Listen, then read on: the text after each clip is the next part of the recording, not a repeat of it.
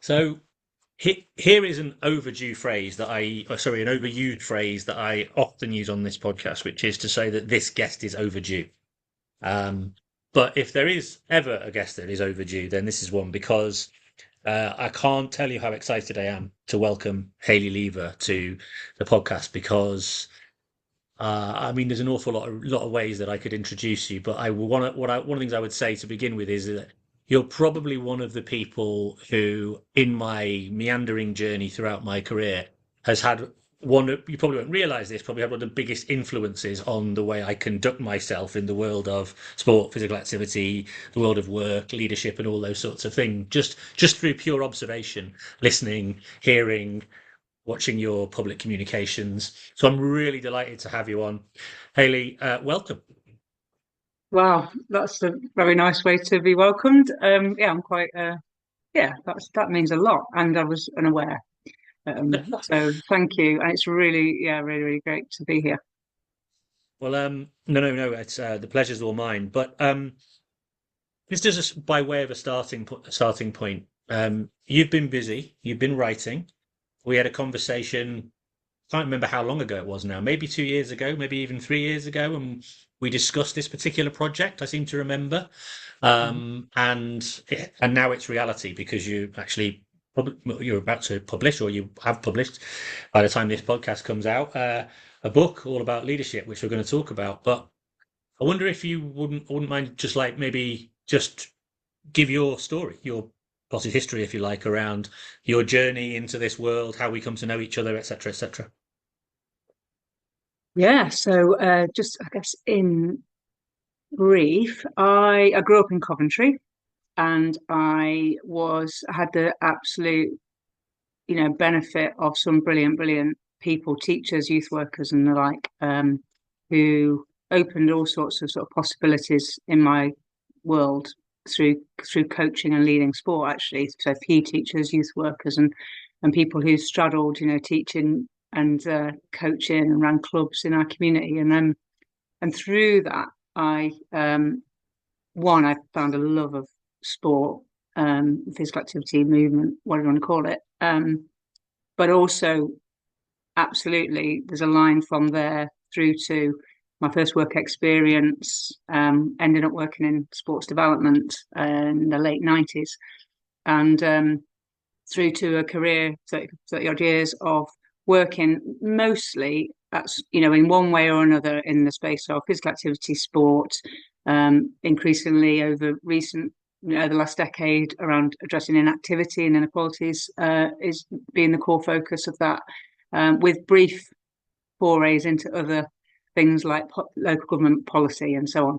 And I guess throughout that whole journey, which we can get into and which I talk about in the book, people and their role in really unlocking something in me, which is not, which wasn't inevitable given where I grew up, who I grew up with, the family history and background and environment that I was growing up in. And it is absolutely down to key individuals at certain sliding doors moments in my life that have ended up with me getting involved in this as a career, and then taken me through to where I am now, which is as the chief executive of the Active Partnership in Greater Manchester, leading Greater Manchester Moving for the last 8 or so years, in a couple of slightly varying roles. And I was actually running with somebody. I rejoined a running club, and I went out with them last night. And in the last 5 minutes of the run going up a hill, this woman who I've never met before asked me,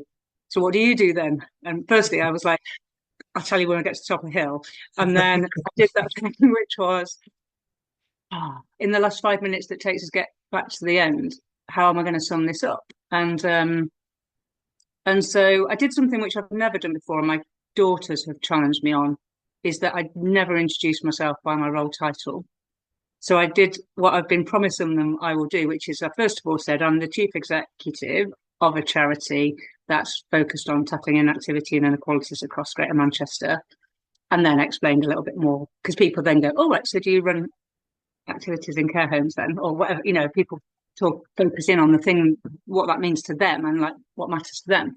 So how you describe the role, which is leading this movement across the whole city region of 3 million people and contributing to the national kind of direction and increasingly international learning and development as well, is not easy to convey in a 5 minute end of run chat.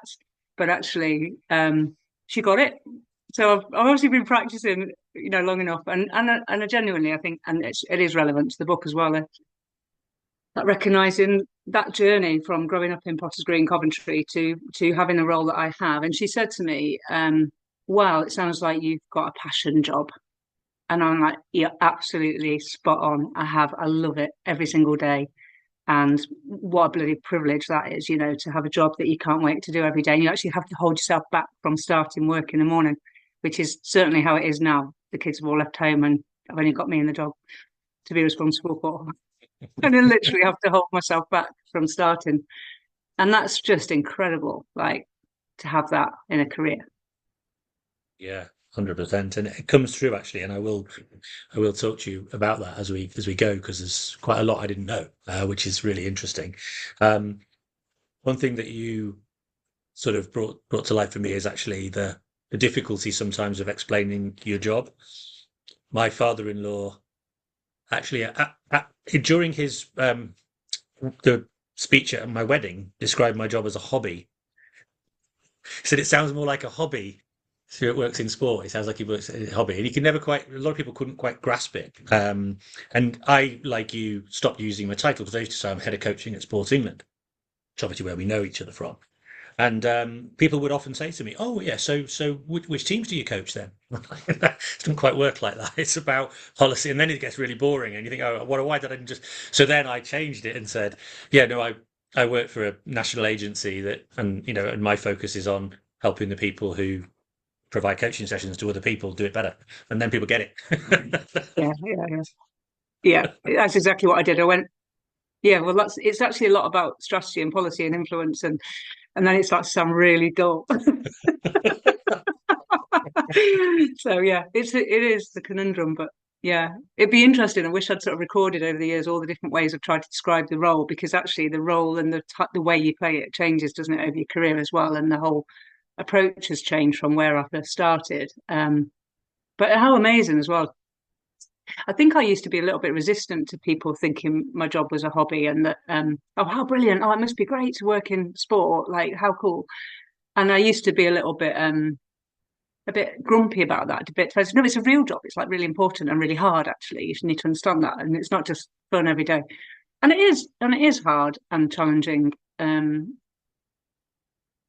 the one thing I've got three daughters, and all I really want for them in terms of their careers and their work is to find the thing, something that really sort of is a passion thing for them. Like that's become more and more important to me to kind of convey a sense to them of like it is entirely possible to do meaningful work that has real value in the world that you can't wait to get up and do every day. Like how brilliant is that? I think that's one of the potentially biggest strengths of sport and physical activity as a sector, if you like, because or as a potential career, because I've got an 18, soon to be 18-year-old boy who is following the path. Nothing I could do to convince him otherwise. And he's just about to finish he's doing college and he's just doing sports science diploma, and he's sort of thinking about what he's going to do, and he's got lots of different avenues that he's following already. And but one of the things I know that he attracts him to it, and I think this would also be one of our potential strengths when it comes to, next generation of young people and careers, is that you are doing something that you're just massively passionate about. And it, like you say, you have to hold yourself back from doing it almost in some respects. Um, and so I think that's a real opportunity actually when it comes to, young people considering their careers, because as you know now, you can have so many options available to them, but at the same time, are also looking, I think, very often for things that give them purpose, give them meaning, which is a central feature of what you talk about in the book. So there's lots of segues here. But I do think that's a really good opportunity that's presenting itself, and I'm kind of looking forward to seeing where he goes, but Mm. also how young people enter the industry. I think that's the other thing that comes to mind there is probably about a year ago, I was being interviewed by Andy King for the Conveners podcast, and I said Ah, something in the interview, which was then not coming out till after Christmas, that I agonised over and like ruminated over the Christmas period because I'd said in that, and I'm going to say it again now, so probably this will be a test of how anxious I get about it this time. But I talked about my dad and about how work was for him, and as I was growing up, what I observed in his relationship with work and the conditions and the culture and the sort of as a lorry driver, um, and his and I guess there's something about part of why like creating the right culture and conditions for work is so important to me is because I saw what it was like when it wasn't great and and when leaders, when people and the boss, if you like, didn't create the conditions for that.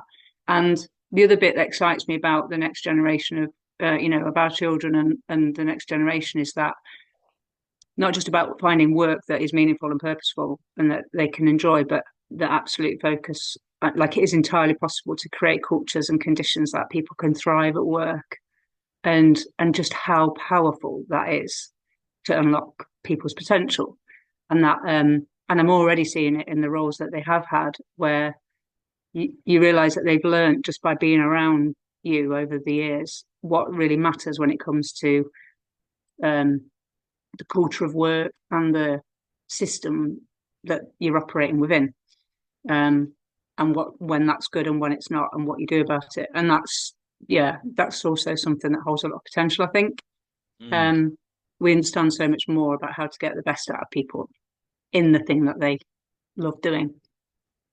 That's genuinely one of the reasons why I was so keen to talk to you. Because I'm such a passionate believer about that, and that's one of the things that this podcast exists to do. Um, I originally set it up because I'd worked within the industry for a while and I was working in sort of talent development type roles, coach development type roles. And one of the things that I found like podcasts helped me a lot but they were all sort of unrelated to sport necessarily. It was to do with leadership and management and those sorts of things. And I was sort of translating the lessons. And, but within the sports space, I've sort of observed in my career weirdly is you mentioned about the sort of almost like feeling like you have to take it seriously. So when people sort of semi belittle it by saying to you, probably through jealousy, oh, it feels like a hobby or it feels like that's a fun thing to do. And you want to say to them, no, it's a serious job, it's a proper job. Like I used to get like that as well.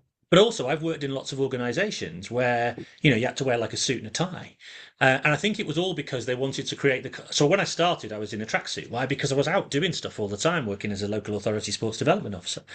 Um, but then people look, oh, you look at you in your tracksuit, you're having a great time, aren't you? Whilst everybody else is wearing a suit and a tie. And then what I noticed is lots of aspects of the sports world changed and they had to wear a suit and a tie and everything else. And it's like, well, that's not physical activity ish at all. And what I've noticed since is recently is like more and more now it's all about wearing trainers and things that are going to enable you to be active through your working day. You definitely were one of a bit of a pioneer as far as that's concerned. I would say you probably don't even know this, but it definitely. I remember going to meet your team and how that was the kind of normal thing, and there was me in my shoes thinking, why am I doing that? But it's really weird. Like, and I'm using that as a very small example of um, how quite a lot of my career has almost felt as if we were trying to be really taken really seriously. Sport was had to be taken seriously. It's not a sideline. No, we're really serious and we're making big impacts on society and everything else, which we were, but we felt like we had to talk in a certain way. And then we haven't changed that in actual fact, in many ways, by becoming more, I guess, what's the word I'm trying to find? By almost embracing movement and physical activity in our day-to-day work life, we've more authentically now begun to be able to talk about the impacts poor physical activity can have on health and other social challenges and all those sorts of things. And I felt like that was you came at it like that, really authentically. And it's something that I took away, which is this idea of you don't have to pretend to be something else to be taken seriously, either as a leader or as a group of people. In actual fact, authenticity is probably the biggest thing that you need to embrace. Anyway, it's a bit of a long-winded way of Yeah, just yeah. asking you to respond to that, really. No, I'm just so enjoying this already. From the point of view of that journey that you've described about, the sector, the profession, the sports development profession, it resonates so strongly. And I can remember key moments along the way about, thinking about Bell Charlton back in the around 2000 in Derbyshire, working really, really hard with others around the sort of professionalisation of of the work, because it is serious work, and it does really matter. And there was a lot of work done to give it credibility and gravitas, if you like. And for sure, some of that meant that we joined in with cultural norms, workplace cultural norms to fit. So that if you were hosted in a local authority or were going to meetings with serious people in suits, you joined in, that sort of cultural assimilation, I guess, in order to be taken seriously. Because if you were the only person in a tracksuit around the table, or a fleece or whatever it was, with Derbyshire and Peak Park Sport and Recreation Forum logo on it, everyone else from the county council and the Peak District National Park Authority were in suits and shoes. You didn't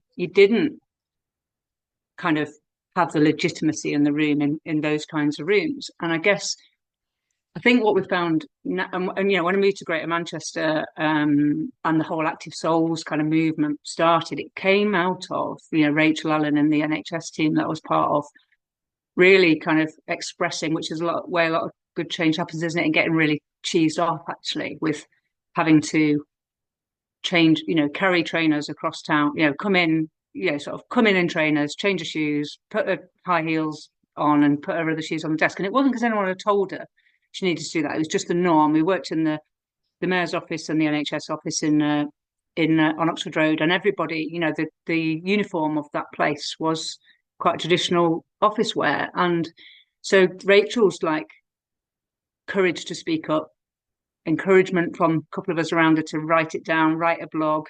Brilliant little moment when I think it was Jane Pilkington, one of the directors, like put the blog on Andy Burnham's desk and went, "You need to read this." Andy then went send out a mandate and a message to the entire organisation to say you're allowed to wear trainers to work if it helps you to be active in the workday. And then there, loads of things that followed, and I've written about this. I won't go into all the detail now, but the whole like little microcosm, as you explained it, that's a microcosm of movement building, and that has to come from, first of all, I think a resistance and a kicking against something to then making a case for change, and then the way that it sort of rippled out was just quite phenomenal. I ended up doing a TEDx talk around it in Oldham, and then the then there was some pushback against it because there were some people like, "Well, what about this? What about this?" And now there are people who, like, got to the point where people would apologise to me for wearing shoes if I met them at a meeting, and they were like, "Oh, Hayley's here. We haven't got our trainers on." There's loads of like unintended consequences of that. And then COVID and that kind of accelerated, I think, some of this stuff. And what's really interesting, and this is again a microcosm of the whole kind of question of value and what makes change happen and how do you know? Because there's the dress code around Greater Manchester, but also beyond the Active Partnership Network, Sport England, other like people do dress really differently now. Sometimes it's really explicit invitation, like the Active Partnerships chairs and chief execs get together last week. It was part of the pack to encourage people to wear shoes they can move in. And sometimes you look and you think, well, I wonder if that has anything to do with this. And, you can't draw the line of sight from Rachel Allen complaining at her desk in 2018 through to all the outcomes and all the emergent like value that's come out, and the change in what people wear. There was an ASIC, I think it was ASICS, did an advert around desk, get away from your desk and all this. And then you could back to involved in Greater Manchester. Somebody's sister-in-law works for them in comms, and you think that maybe there is a connection. But I guess what brings me a lot of joy is just observing the change and not really caring too much about where it came from or what the driver of it was. Are we in a better place than we used to be? Are people able to have walk-in meetings and be active around their working day and get the physical and mental health benefits and creativity and productivity that come from that, yes, like we're miles away from where we were 8 years ago. Have I played a part in that? Yes, I'm pretty sure I have. And that's brilliant, but I don't need to know how necessarily. I just enjoy the fact that it's changed, and that's pretty awesome. And it didn't cost a penny, and there's no uh, grant reporting to go with it. Oh, I'm going to resist the temptation to follow that To rabbit go down hole. that rabbit hole. um, um, we, yeah, I mean, just to like wrap that a bit, the interesting thing you mentioned there was you talked earlier about the idea of how possible it is to create an environment where people feel that they can bring their authentic self to work and thrive. And one of the indicators of that, I would argue, is an individual's willingness to say, I'd like to change this. And that's not, and that's, in my career, that's not normal. Like, more often than not, it's around about, like you say, assimilation or going along with various things. That's how you progress. And to create an environment where an individual felt, comfortable enough, not just comfortable enough, probably, actively encouraged to say, isn't this a bit daft? It for me is an indicator then of a cultural environment where people are now actively participating in the creation of their working environment, which then means that they're going to have a better opportunity to thrive within that. So, and then, like you say, there are ripple effects. But even in just your world, I feel like that's a really strong symbol of the culture that, and therefore, to a certain extent, it's a good segue, uh, a a strong sort of um, message behind what you talk about around your approach to leadership. I mean, I assume seeing that to a certain extent brings the smile to your face when it came through as a blog or whatever it was, because you're like, aha, things are starting to work. This is what we're hoping for, perhaps. Yeah, yeah. And genuinely, it matters to me. Like I was just smiling because I was thinking that in my bathroom where no one else really goes, um, I've got a few things around on the wall. There's a poem that the team wrote for my 50th birthday, and a thing that my friend wrote for my 40th birthday, which is like, this is what we see. This is why, this is what you mean to us. And I hide it in the back room because Heidi's thing was actually said on it. This has to be on the wall for at least a year and not in the bathroom. So I have to put it in the bathroom for 10 years. I think that's fair enough. But the Rachel Allen, going back, there's a reason for this. Rachel gave me a card when she left the NHS in Greater Manchester to go and work in the cancer team. And exactly that in the card, which is in my bathroom, because it means a lot to me, is what she said, is what you just said there, which is about the way we work together and I wasn't her line manager or anything, it was like a blended team, but she was assigned to work with me on GM Moving as a program manager from the population health team. And what she wrote in that card, just like really crystallizing what you're saying there about how you create the conditions in which she could be herself, she could say what she wanted to say. She was unlocked potential in her that meant, sadly, as often the case, she goes off and gets a brilliant job in cancer services. And that's the relationship that's there with her. It like goes back, it didn't we actually it didn't work together for a massive amount of time, but she's made a massive difference on me and vice versa. And it's that reciprocal thing, isn't it? Of honest, authentic, like feedback loops as well. Because when someone gives you a card that says this is what matters to me when we work together, that's something you need to keep in your approach and grow. And that's awesome. Yeah. So yeah, really Yeah, I important. mean, again, that's the sort of thing that I feel really passionately about. The reason I do is because I see in certainly in the world of sport and the world of sports coaching, and I think we've definitely seen this more recently, sadly, is there is a real misunderstanding around what a performance culture is. And what I see is, and I've seen it perpetuated over a lot of periods of time, is that leaders in performance environments, and I'm going to use coaches in this case because it tends to be who my audience is, the assumption is that you need to make things difficult and tough. And we need to use words like resilience and robustness and all these sorts of language. And actually, you're advocating for almost the opposite. Now, that's not to say that the environment people don't like work really hard and don't perform really well, but you don't have to have an environment that evokes the idea of, well, you can either hack it here or you can't, sort of thing, and that's what a performance culture is all about. To the point where people are like almost feel as if that they just have to exist or survive within that environment, and this is how it is. And I've worked in many environments like that in my career. And so I guess if there's a sort of central thesis of this podcast, it's about helping practitioners or leaders of any kind, and we're going to talk about how you define leadership, because I absolutely love your definition of leadership. Um, how we can support them to sort of see that there's actually alternative. There's an alternative here. There's an alternative mode that you can explore where people are playing and don't have to feel as in fear, actually to bring their best. And it's actually weirdly, I don't know how to describe it. It's kind of rare, and it's looked upon with a degree of skepticism by quite a lot of people in a lot of aspects of the sporting world. I really don't quite know how to address that. But yeah, so you live and breathe this. Like I know you do. I've seen you. I've seen it in action. I've spoken to people who work for you, and they talk about it with very strong passion. You get advocacy like that. You get people writing things about it. So it's really interesting.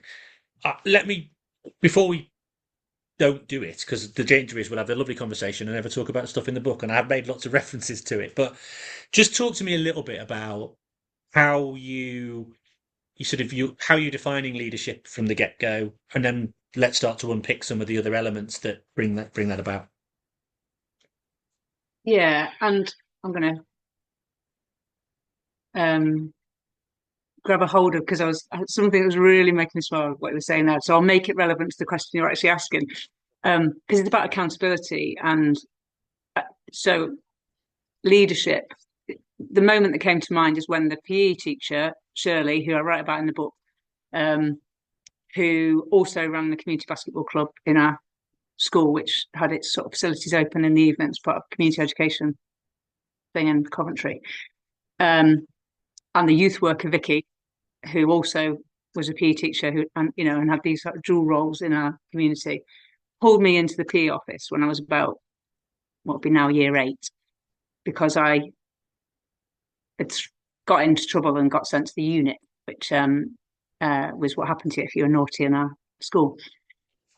And they gave it to me, both barrels, and it was the thing about accountability. And I was really hacked off because I was like, well, loads of people in my class were doing that. Why are you pulling me into the PE office and having a different conversation with me? And they didn't say it in this way that in that moment, which you can understand why. But basically, what I understand to be true is they knew I could do better than that, be different to that, and carve a different path. And I was probably a bit of a fork in the road moment where I was about to go off the rails, and they pulled me in.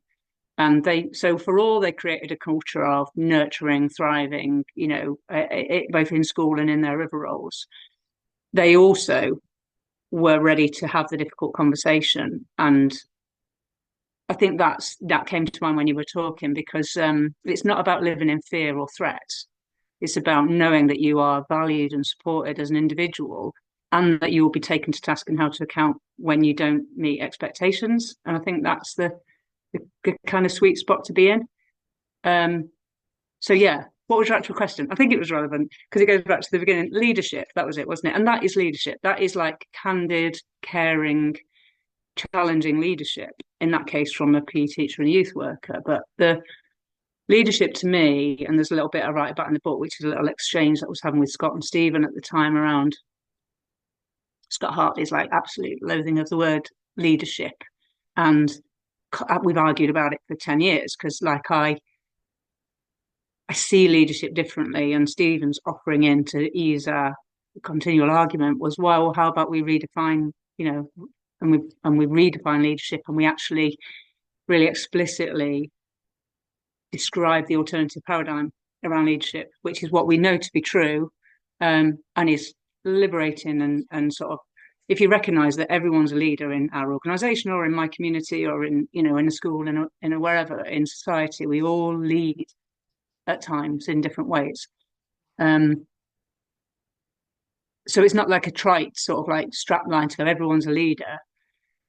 It's a really deep understanding and recognition for me that leadership happens in micro moments of every day in conversations, and that is what we're trying to nurture and grow here, which is um, really fundamental to the work. If you're trying to grow a movement for movement, then you need to unlock contribution, participation, leadership in every bit of our system, in every community across Greater Manchester.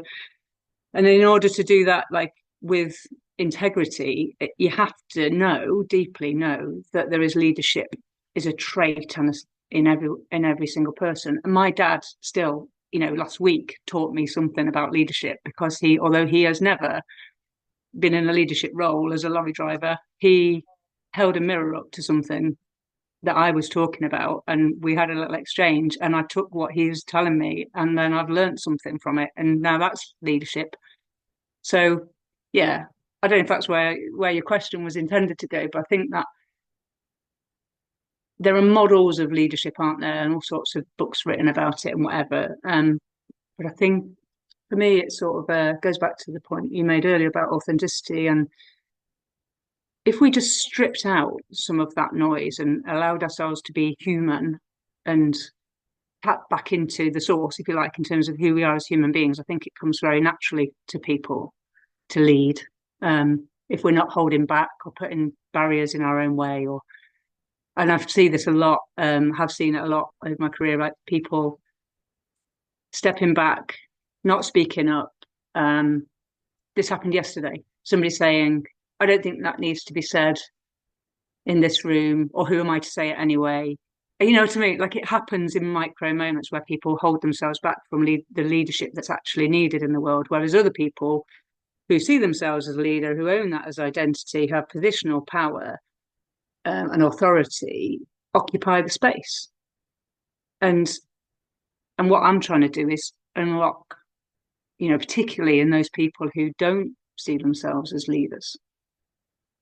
That potential for change is huge if we were to do that, Yeah, including children in sports clubs. To go back to the sporting example. yeah. You capture it really well in a. There's a line that I just took away, which was you said like leadership is a practice, not a position. And I think that's really important in the sense that it it it's required to be inhabited, in all of us. You don't have to have, like you say, you don't have to have positional power or hierarchy in order to be deemed a leader. Like you say, you can be a leader within your family, within your community, within your group of friends, and leadership is not, and this is, there's a few things, there's a few phrases that I learned from you, and these are almost like mantras that I think you use as a way to help people. I guess they're like clever reminders that people can use as a way of help them navigate through difficulty and challenge. And like one of them that I use all the time is laying the road as we walk together. And the reason I like that is because it speaks to me about how I see leadership, which is I'm not in front, I'm not behind, we're alongside. But I don't necessarily know the way, but I know that together we'll find a way. And so that I've loved that mantra ever since I heard it, and I've held on to it all the time. Probably you will have had it heard on this podcast and the 240 episodes that I've done several times. You probably all have a royalty or something. But my point being is that, and I that really resonates in terms of just your opener around how you see leadership. And you use a really great quote from Brené Brown, which I really like, which I was just going to read because I've got it over here on the screen. It says, I define a leader as anyone who takes responsibility for finding the potential in people and processes and who has the courage to develop that potential. That would be that if I'd read that previously, I'd have had that as my tagline for the flipping podcast. But yeah, that just brings it to life perfectly. Yeah, she's brilliant, Brené Brown, and she's brilliant with words, but there's such a depth of, like data and evidence and in her work. But the I actually think that laying the road as we travel together, the first time I heard that phrase, I think, so if I'm giving credit to the right person here, would be Andrew Darnton and Andrew Harrison and Scott Hartley did a piece of evaluation for us in 2018. And they went round, and I've been reading the transcripts of these interviews recently. They went round and interviewed key people in the Greater Manchester system to kind of take stock. Quite early days of the GM moving, the first sort of year of my being in post, a small piece of evaluation to just observe like what's happening, what's changing, what's going on, and out of that series of interviews, tiny budget by the way, like minuscule budget, came these pointers for leadership practice, and this really matters. Like we turned them into a set of like infographics and cards and use them. We use them still now. Like we've tested them out as to like whether they're still fit for purpose and tweaked tiny bits of language, but not much actually. So they've stood the test of time really well. And that was one of they were sort of organized into kind of a series, and then there were sub headings underneath each one, but they come from the evidence, they come from the interviews and the transcripts and the kind of pattern spotting across what people were saying about the work and how it was developing and what they were observing. And we called them the pointers for leadership practice. And in fact, I used two of them on a slide with UK Sport yesterday because they really still, for me, I've got a lot of value in them. We use them in all sorts of different ways. But I think that laying the road as we travel together is either it came out of those, or Andrew already knew that phrase from somewhere else and used it to kind of really kind of encapsulate what people were saying about something really important and the nature of the emergence of a new way of working that was about actually if the evidence says that that's what you need to do, then it could be quite instructional, as in like resisting the temptation or the pressure to put everything into a business case, a Prince 2 project plan, because there was a lot of that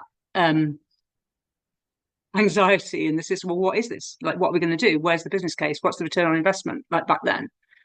And those pointers for leadership practice and that early emerging evidence that were such powerful tools for me to go, well, hang on a minute, the evidence says we've got to lay the roads we travel together. So let's make that a principle and stop telling me to write a Prince 2 project plan because that will just get us what we've always got. So, they were really, really important. Like, what's the word? To resist some of the pressures. And this goes back to something you said earlier on, which was about this idea of movement building and the need for movement building. If we are going to try and build from the bottom, then there should be some resistance. It is an act of resistance in some ways. It is a way of challenging norms, challenging, kind of prevailing ways of being. And starting with ourselves, we're going to hold ourselves accountable to a set of ways of being.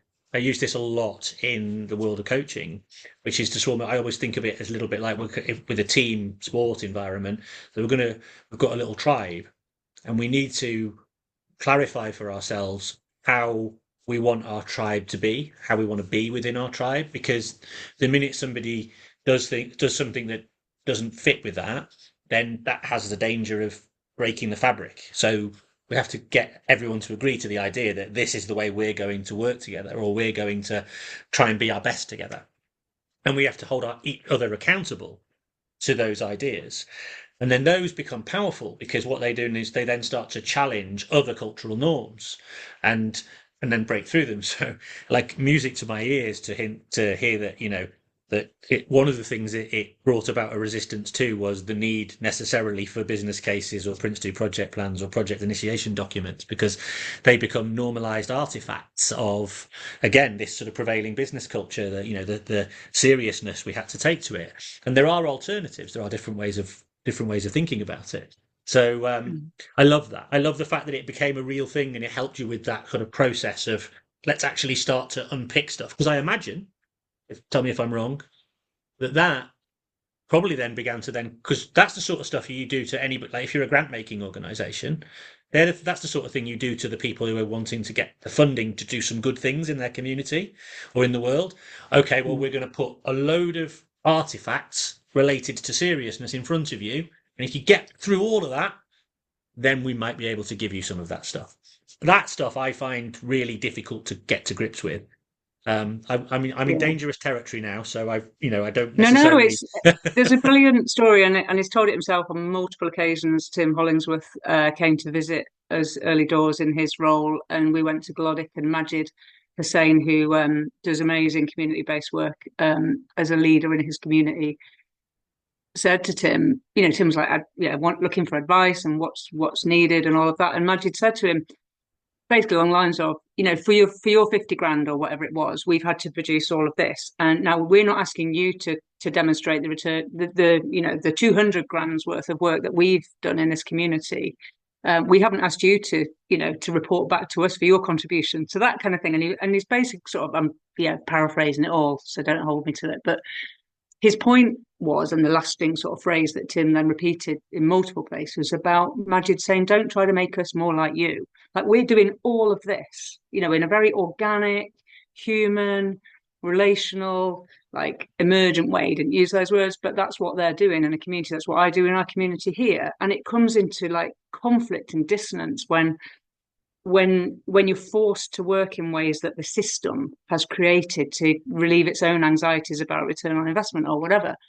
And in my experience, this as a community volunteer and as a trustee where I live, it's a really challenging and interesting like path to walk when you are to bring the best of that to around assurance, accountability, and everything to a community organisation without like stifling it and drowning it in bureaucracy and red tape, and that's a really like interesting space about when community leadership and professional invert commas like formal leadership come together, which we've experienced like all over the work in GM movement and all over my career, but not so consciously. I feel very conscious of it in GM moving because we've got a set of principles and ways of working around working alongside, community leaders and formal leaders working alongside each other differently.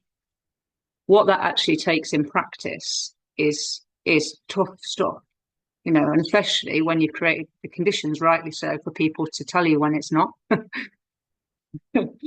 and then when people speak truth to power in that sense, in all sorts of, whether that's in my team or whether it's in between the community and the kind of formal leadership, is that you are inevitably going to disappoint them because you won't be able to go as far as some people want you. And I'm sure Tim, while he's talked about this on podcasts, that like that feeling of like knowing you can't change things enough for where you want to get to, and governance and processes being, this is evidence from 8 years of evaluation in GM moving, the enabler or barrier to change that is most resistant to change is around governance and processes. And that is where people are repeatedly having to find ways to work around things, or, like the dismantling of sort of those barriers is really, really hard.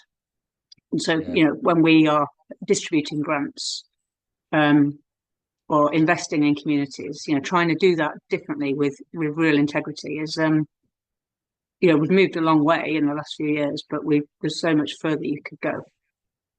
Yeah, I think that's for me probably one of the biggest challenges, one of the biggest leadership challenges that a lot of people face is that, on the one hand, you're desperately trying. Tim did say that, and I have to say, as sort of again leadership figures, he's another one who, having spent 8 years within Sport England, I spent, a, a decent amount of time either with or listening to him, and he captured an awful lot of what you talk about. But it's so interesting how, as much intent, as much he would have repeated that almost weekly.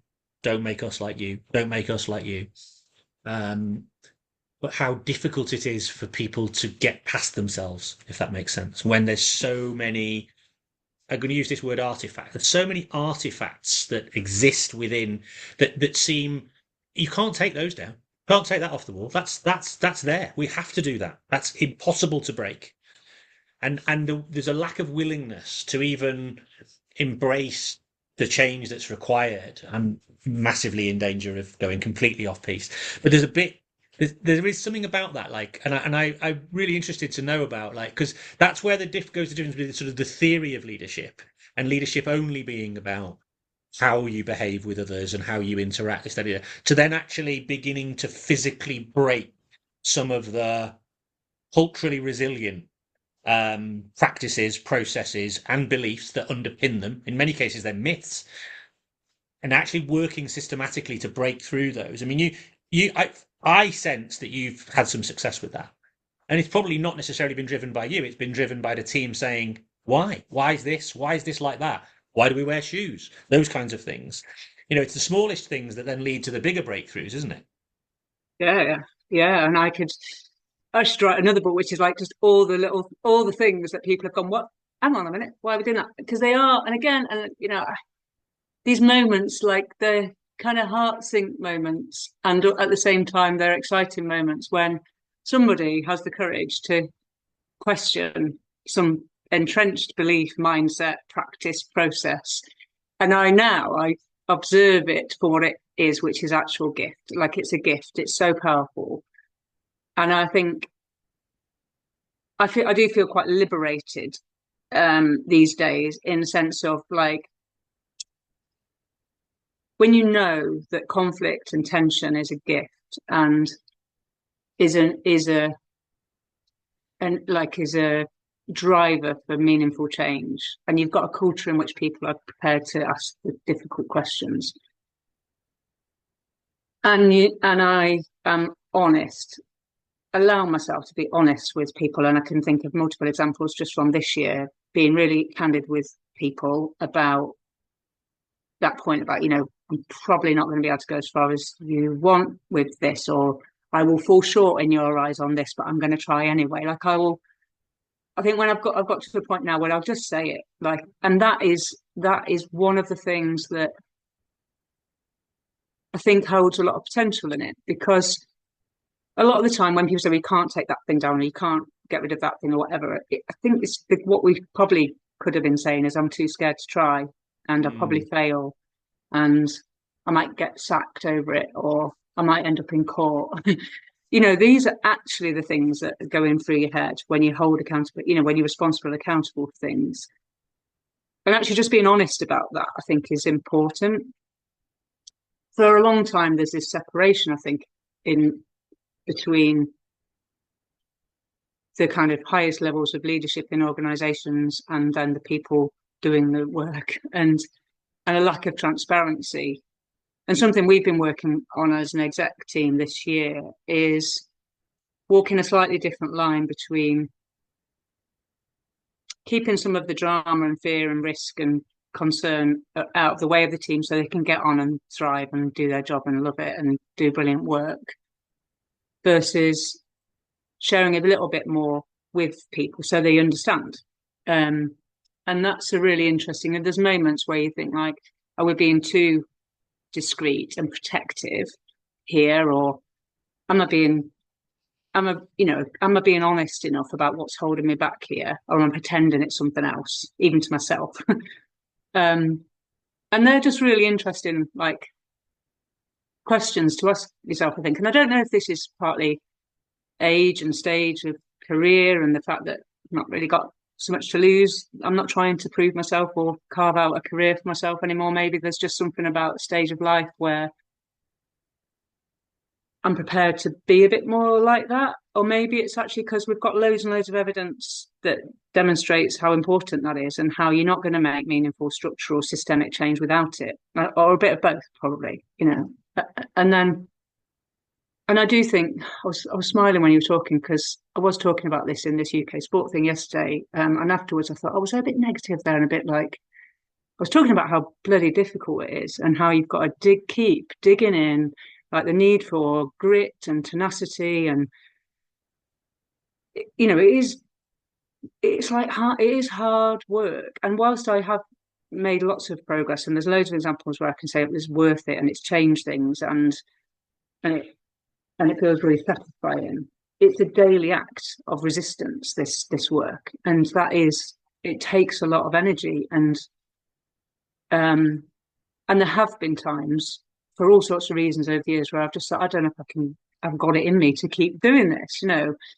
And it would just be easier to go with the flow, wouldn't it, than to go against the grain sometimes. But and maybe part of like writing and part of making stuff so explicit and visible is to subconsciously, like, so I haven't got a choice to just go with the flow because you know, if you're known for in Greater Manchester doing things differently, as the strapline goes, and you're held to account for it by the communities that you're there to serve and work alongside, then you've got to be in that wholeheartedly, haven't you? You're either all in with that and you hold yourself to account for it every day, or you probably quit and go and get an easier job in a different place.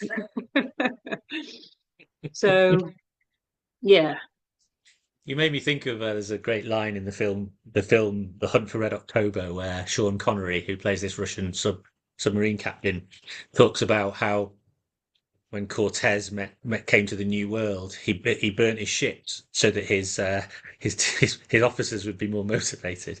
I'm not saying that you've done that quite, but to a certain extent, you have burnt your ships a little bit, haven't you? Because you've basically been very open with your immediate team members, explicitly open with individuals, and been prepared to share.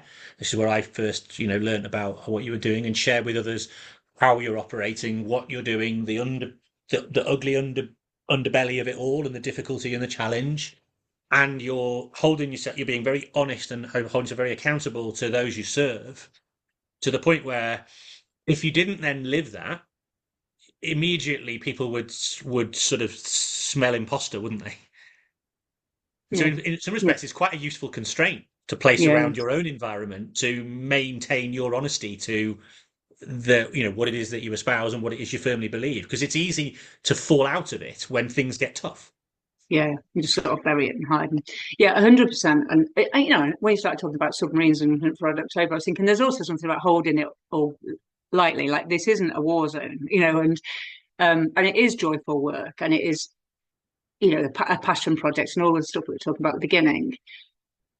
And it is deeply difficult, you know, systemic cultural change work, and it's fascinating, and I love it for what it teaches me as well. And like, so this, I wouldn't want it to come across like it's all just really hard graft and miserable, because it's not. You know, it's full of joy. And I also um privately reflect on, you know, when those feedback loops. You know, somebody somewhere else in the country sent me a message the other week that just said, I've just been over here, and I just need you to know that the leadership over there is different, and that's because of you.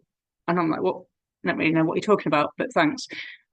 And I guess that's the thing. Like, I do know that anybody who is prepared to operate like this, and with a level of vulnerability that takes, is a part of the change that's needed in the world. And this speaks to, I suppose, a bit like the Mary Porter stuff in the book, which she very generously let me use and share, because I think she encapsulated it really, really well. Is that we need a different way of, you know, working, being, leading, and the more people that are prepared to be vulnerable enough to join in with that, the better for me, because I'm not going to feel so lonely and isolated in it, and it's powerful. Like, you know, one of the things that Greater Manchester,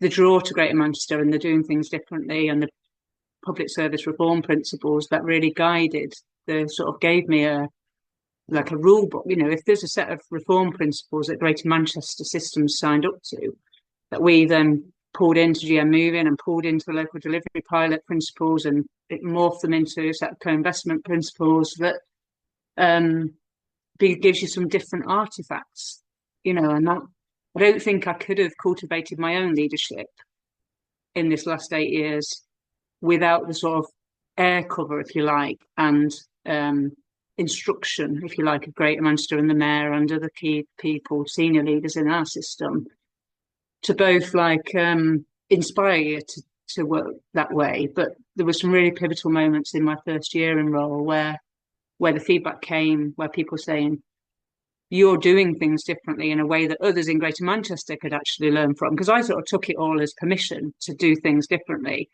assuming that everybody in Greater Manchester was also like well on with this already. But actually, it was I hadn't realised it was quite near the beginning of the journey. It's not just the green movement, but the Greater Manchester whole devolution sort of journey, and everyone was learning like what does it take, and we still are like learning how to go deeper in that commitment that's set out in those reform principles very early on. So I think particular moment in time, particular context and conditions, particular of that place has enabled me probably a safer space to kind of become the sort of leader that I need to be. And it's still everyday practice. And yeah. What I take from that and what I love about that is that sort of this is the essence, I guess, to a certain extent of systems leadership. And again, I want to delve into that a bit, but you your recognition that the environment afforded to you by others around you enabled you to be the best version of yourself, which then enabled others in your immediate purview to be the best versions of themselves, which in turn led them to be the best versions of themselves with the others that they were seeking to work and engage with, and how it's nested. And I Mm. guess that often I think is something that people lose sight of, which is that the assumption is that you can say to a group of people, "Oh, we'd like you to be like this. We'd like you to lead like this." And I've had this experience several times. Here's a set of principles and ideas, without recognizing the immediate environment that that individual operates. And some of that environment is led by other people, but some of that environment is led by, as I said earlier, culturally resilient processes. So it's like, well, okay, I'm going to be this person here, yet operating in this like massively constraining machine. That's like a kind of that's like a an experiment in futility, and people find they grate against it so much to the point where they actually feel like I've just run out of energy, and they either leave or they burn out or they do whatever it is. So I think that's a really important insight. How you can only you're only as effective as you are as a leader by virtue of how others create an environment that affords you that possibility. Yeah, and I would extend that to. I was thinking back to the second MOU with Sport England. The first MOU was quite quickly constructed with a small number of people around the devolution arrangements, and the second MOU with was people in a room talking equally about the what and the how, and the which then was just I think before the Uniting the Movement and the phrase the revolution of the how, and that the conversation that Tim and I had over the years was always how's the revolution of the how going, because you if your funders, if your key funders, in our case NHS, Greater Manchester Combined Authority and Sport England, in that nested sort of layered way, if you're coming into constant conflict and dissonant, and there's a dissonance between those principles and the extent to which you're living them out in practice, or your ability to live them out in practice is constrained by the operating environment of your funders and the way that they need you to measure and evaluate, for example, or your line manager or your chair. So one of the stories I told yesterday,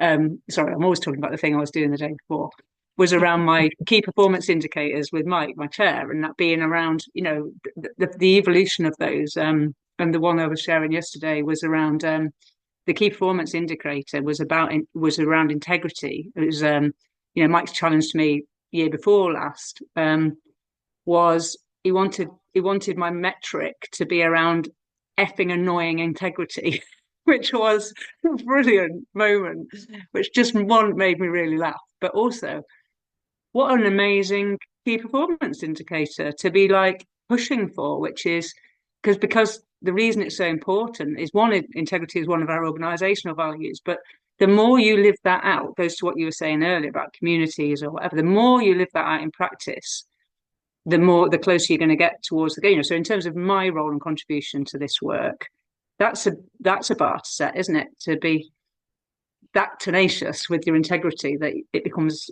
a bit effing annoying because it's like you're not going to get away with fudging this or working around this. You've got to keep dismantling and cutting through. What a great Two things. KPI. Two things. How do you get a KPI like that? I need to find myself a chair or someone who's going to work that with me. Secondly, that's another thing that I'm going to stamp.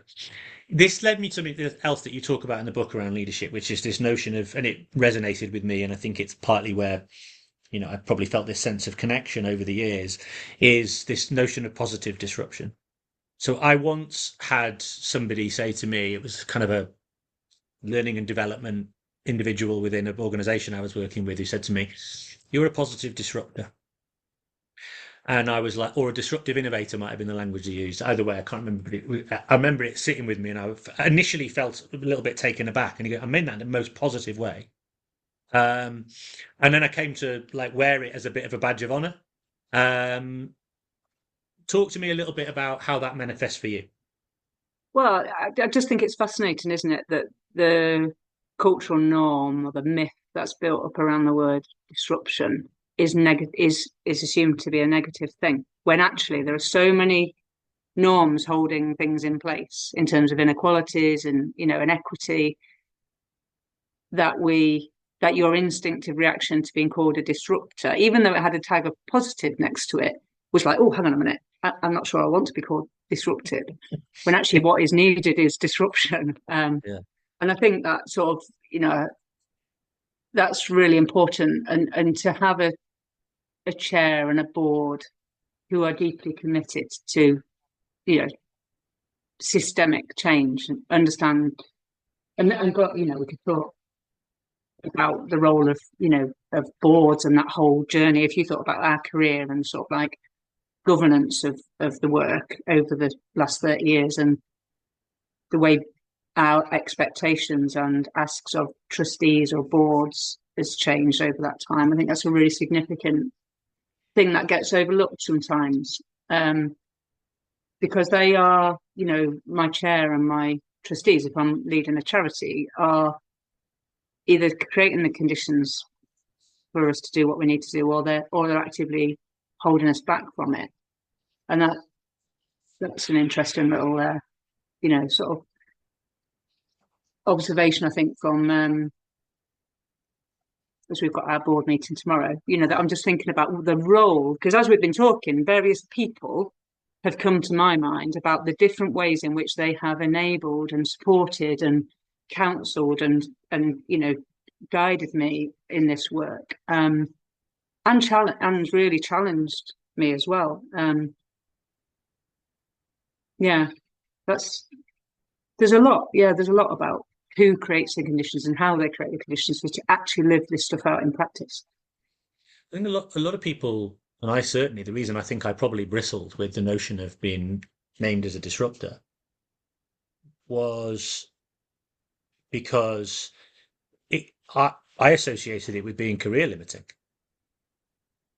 because of most of the environments that I'd been in up to that point, where it genuinely was career limiting. There was no advantage to, it didn't seem like there was much of an advantage to actually doing things differently.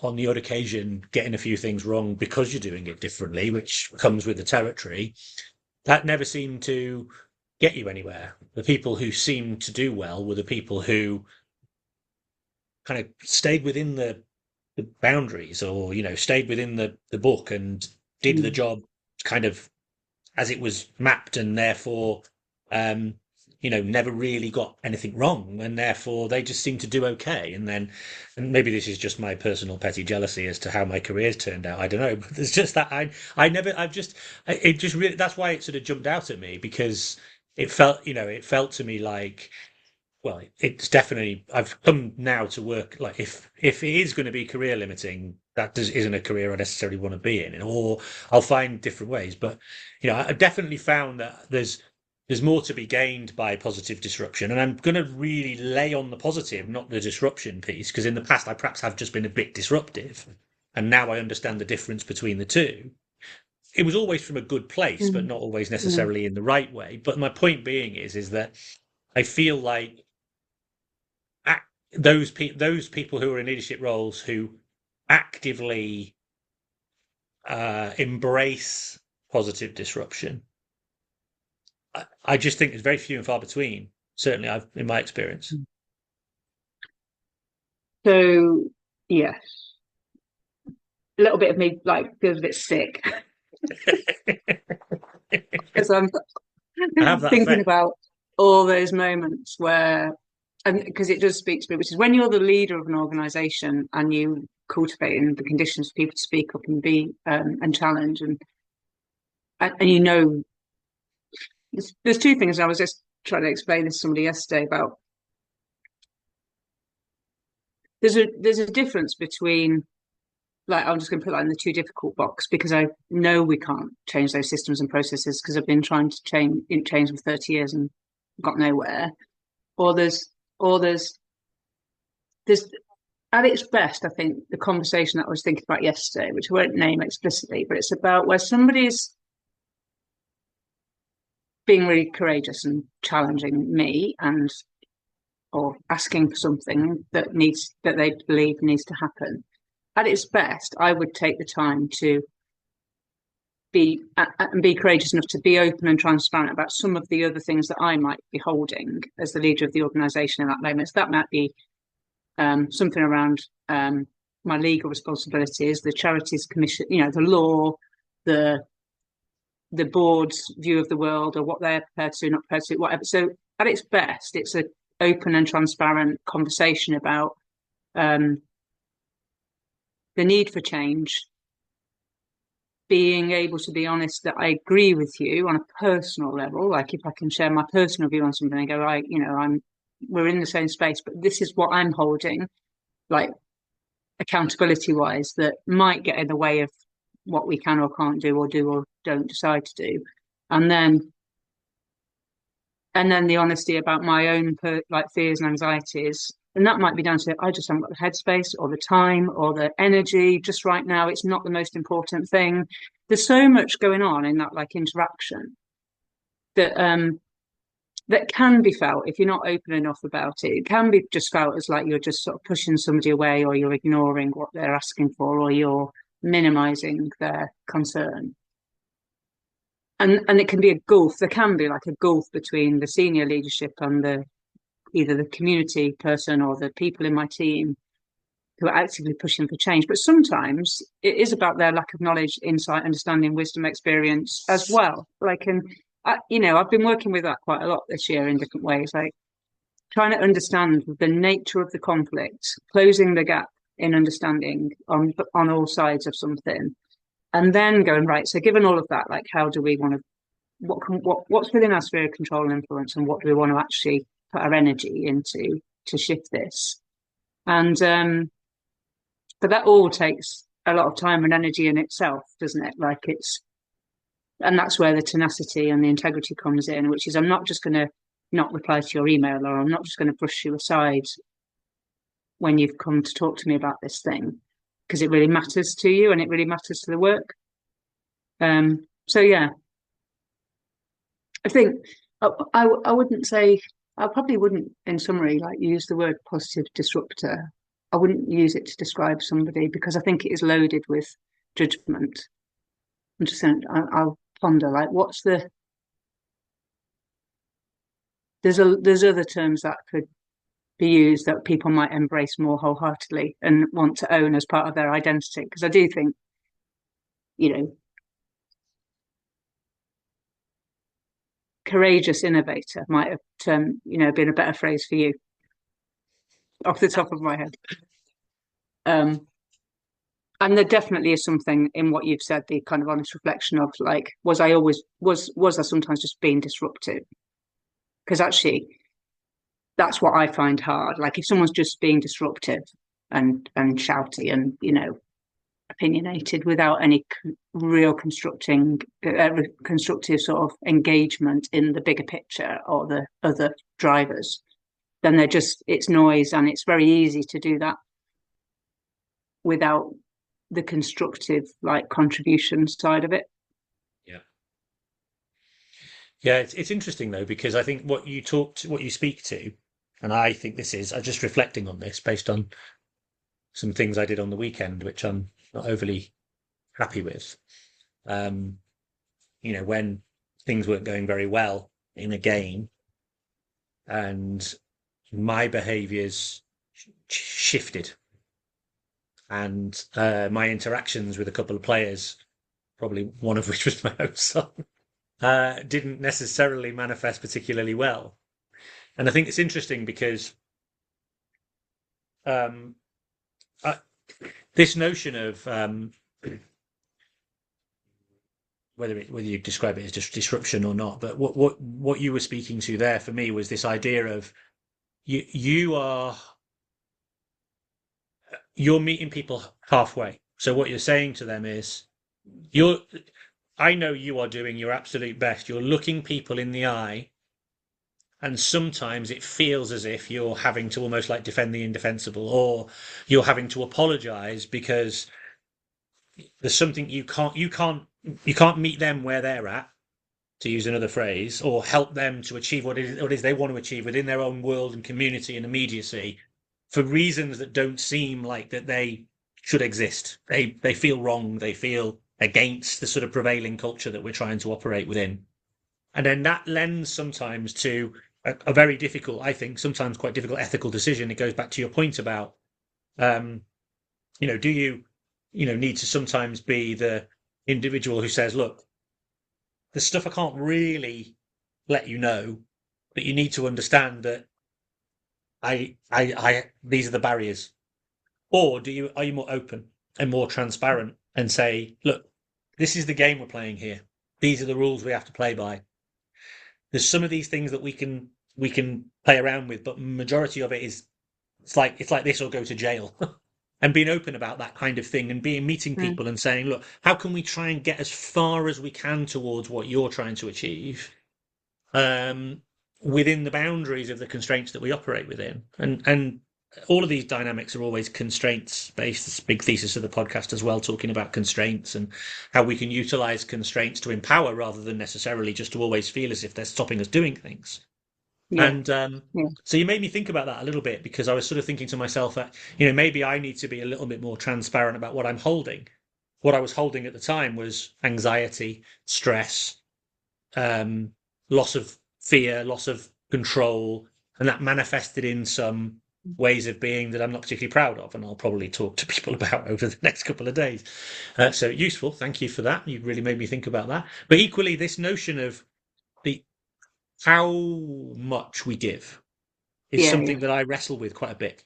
yeah. And there are absolute limits like that I would always stand by, which I'm not going to share everything with you because it's not right to, or it's not, you know, safe to, or whatever that is. Being honest about it. So sometimes it is a case saying there's other things going on here. I can't share the detail of them with you, but you need to know that is the line you have to walk sometimes. And then if you've got trust and respect in each other, people will absolutely understand, have the maturity and the kind of, to understand that. But I think so much about like the more we can be explicit, even if the being explicit is like there's stuff going on that I can't tell you here, rather than just assuming that people understand that or even thinking that way. And the other thing I love, just to go right there, I love the fact that because like you were saying about me earlier, you make very visible through a podcast and through all the stuff you're doing, the kind of like coaching environment and the kind of team environments that you are striving for and working on and practicing yourself. And then when you fall, and the fear, the number of times I have hesitated to click publish on a blog over the years because the fear is if I write about this, I will fall short in it myself tomorrow. And so that if I've published something that describes the world I want to see and how I want to be, I have to sit with that discomfort of just knowing that I am going to fail quite, that can be short. So like there's a real vulnerability in that because if you're being a bit of a crap coach on a whatever, the what I fear, and it's never happened, by the way, is then people lobbing stones at you because, well, you say you're like, that's the fear, isn't it? Like publishing a book, publishing a blog, doing a podcast, is that you lay yourself open to criticism and attack because you can never live up to all this stuff yourself. That's what I like, though. And this is, by the way, I'm not just saying this because you're on my podcast, and I know we've got a little bit of time pressure now, but I'm not just saying this because you're on my podcast. It's the best leadership book I've ever read. There's just so much in it, and it's one of those where I'm going to have to watch it, or not watch it, read it again, because what I love, though, in particular, is how real and practical it is. So, yes, you're talking about concepts, ideas, theories, all those sorts of things, but they're very real. They're grounded in reality. They're grounded in who you are and your own biography. Um, and it's very much sort of your way of doing things. And what I love about that is, and this is one of the reasons that people can't throw stones is that, and this is where I like where you go, which is you say leadership's a practice. So it's not something that you're going to be, not something you're going to have every single time and nail it down. It's something you're just going to aspire to, something you're always going to try and be better at. It's a process of kind of self-actualization almost in those ways that is riddled with error and mistakes. And that's actually part of the journey. And you're very explicit about that in how you articulate the way in which you think about and approach the act and the practice of leadership. And so for me, that's the biggest and strongest thing that came through. And how can you throw stones at someone who just goes out there and says, I'm just trying to get better at this? Honestly, like there's a whole other conversation we could have about the absolute like pain of writing a book and publishing it. Um, and it has we've clicked publish and Amazon are just reviewing it and seeing if it's any good, and then it should be out tomorrow. To coincide with my board meeting, which is just quite serendipity, really, because again, the board and and Mike and people around that table have actively helped me overcome my own resistance to change around this. Like it's been such a fascinating process. It means a lot to me that you've gone. There's value in this, because there's so many times along the process where you start to think, is this even worth? Like, is this even telling people something they don't already know, or is it even worthwhile? Because you get so tired of looking at it and in the kind of editing process. But so the process of writing a book, and I know I am going on to, I'm partway through the second book, which hopefully will be less painful than this one's been, because I have had to do so much work in coaching in order to reach tomorrow. Like, honestly, so different to blogs as well. Like, weird, like fascinating. So there's a whole book to be written about how to write a book and how to get out of your own way.